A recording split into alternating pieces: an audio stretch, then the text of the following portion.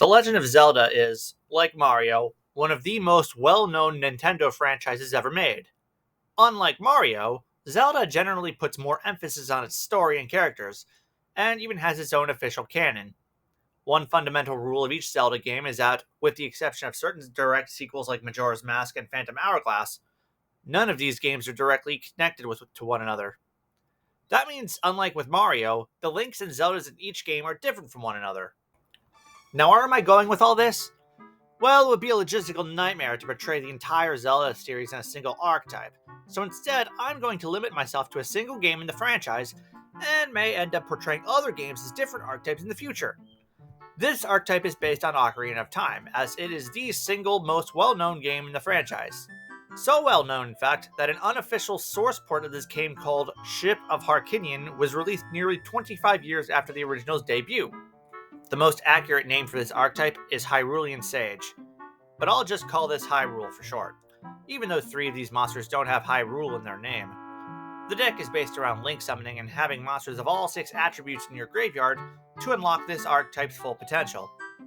Each of the 5 Hyrulean Sages have a different attribute, while their main hero Link represents the 6th attribute, Light, in place of Rauru. Though it sounds complicated, the key monster, Link himself, is astonishingly simple in practice. Anytime you Link summon using him as material, you can treat him as a Link monster whose rating equals the number of attributes among all Hyrulean Sages in your graveyard. Note that I say equals, and not equal to or less than. If you have 4 Sage attributes in your graveyard, you can't treat him as Link 3. Also, he's still only one monster, while the overwhelming majority of Link monsters require at least 2 monsters to Link summon. If you can get around these limitations, however, this humble boy from the forest could be your Link to a huge Link monster. Can you dig it? All 5 Sages have 2 traits in common. First, you can special summon a single copy of them from your hand if you have either Link himself or a Link monster on the board. Second, each Sage has a unique effect that can activate in the graveyard while you control Link.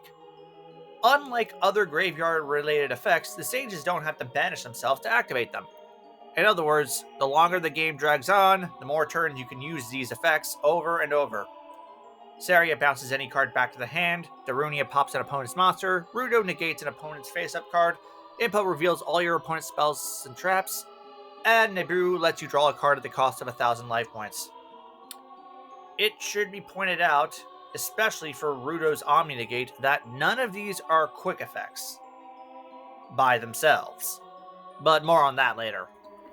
Sheik basically lets you exchange whatever Sage you normal summon for a Link monster in case you don't open with Link. She's my first attempt at an illusion-type Link monster and has the same trait that most illusion monsters do. She can't kill nor be killed in battle. Since she can't switch to defense position, she has to resort to co-linking with another Link monster in order to protect you from battle damage. Or you could just use her as a Link material. While co-linked, however, she also protects your graveyard from your opponent's card effects. Aside from Bestials, which banish a light or dark monster from another graveyard as a cost, but that's another thing. Bruh. And now for the boss monster of the archetype, Link, the hero of time. His Link rating may seem massive at first, but he only requires a single monster, so long as it's treated as Link 5. The only other monster with a similar mechanic is World Sea Dragon Zealantis, which is Link 4. Since Link, the main deck one, can be treated as a Link 5 monster with all 5 Sages in the graveyard, you can essentially make him grow up without any other monsters. He gains attack for each attribute in your graveyard, similarly to Elemental Grace Doraido, so with all 6 non-divine attributes in your graveyard, he'll have a total of 3,500 attack. The most important aspect of the Hero of Time is that he makes your Hyrulean Sages all quick effects. He also points up, so he can co-link with Sheik. Finally, the ability to shuffle himself from the graveyard to revive main deck Link gives his strategy some longevity. Now for the spell and trap support. Coming of Age is your 3-of. It sets up your graveyard with Hyrulean Sages, searches out Link, and can protect your Link monsters from being destroyed. That last effect works similarly to Return of the Dragon Lord's protection. The Chamber of Sages lets you mill either Coming of Age, the trap that's coming up, or any Link monster you want. It also has a soul charge like Mass Revival that lets you get all your Sages back, so you can use as many as you want for a single Link summon, or tribute summon. The Sacred Realm is the only trap in the archetype, but it's a field wipe that if you banish 6 attributes from your graveyard. Even if you mill this with Chamber of Sages, you can return a banished monster from each player back to their respective graveyards. That's all 11 cards. Now for this video's combo. It requires 3 cards: Coming of Age, Chamber of Sages, and either Saria or Naburu. First, activate Coming of Age to mill the other sage you don't have. Or if you have both, just mill whatever third sage you want. Then search out Link, Boy from the Forest. Summon him, then special summon the sage in your hand. Use that sage alone to Link summon Sheik in the extra monster zone. Next, use Naburu's effect to draw a card. Next, activate Chamber of Sages to mill Link, Hero of Time. Next, use Saria's effect to bounce Chamber of Sages back to your hand. Why does this help you, you might ask? Since Chamber of Sages lets you mill something each time you activate it, in your next turn you'll be able to mill another copy of Coming of Age for additional protection, or the Sacred Realm to put something back to the graveyard, or just another Link monster that has an effect that works in the graveyard. Now you'll want to use both Sheik and Link as Link materials. Since you have 2 stages in your graveyard, you can go up to a Link 3 monster. It doesn't really matter which one you summon, but for this example, we'll use Ninjutsu, the World Chalice Warrior. Even though it requires 2 or more Link monsters, Link, Boy from the Forest, can treat himself as a Link 2 in this particular combo. Next, use Link, Hero of Time's effect to put himself back to the extra deck and revive his younger self.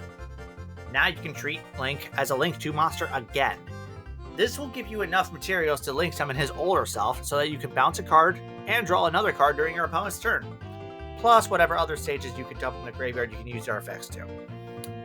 However, you don't have to treat Link as a Link monster if you don't want to.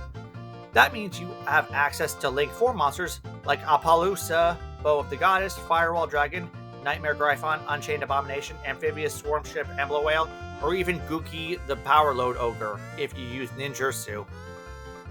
For that last example, even though Gookie is unaffected by all of their card effects, including your own, you can still banish Coming of Age from your graveyard to protect it from being destroyed by battle.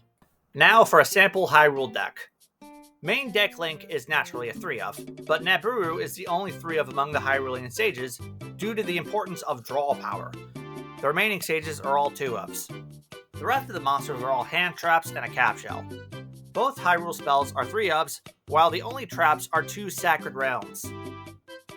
Most of the other spells are staples, but there's also 2 Pot of Avarices for recycling and drawing, and a Clear New World to turn a potential second copy of a sage into a lower leveled one, or just that cap shell. The Cross-Out Designators can double as Foolish Burials if you use a Sacred Realms effect to return that banished monster to the graveyard. But remember, a sage banished like this will still have its effects negated for that turn. The extra deck is almost entirely Link monsters.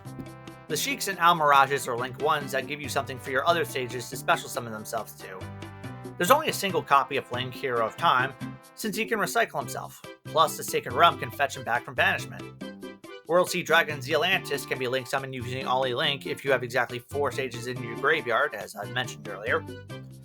Arms Buphalis 2 is a Chamber of Sages mill target that can, in turn, mill Garura, which lets you draw a card and fill your graveyard for Pot of Avarice.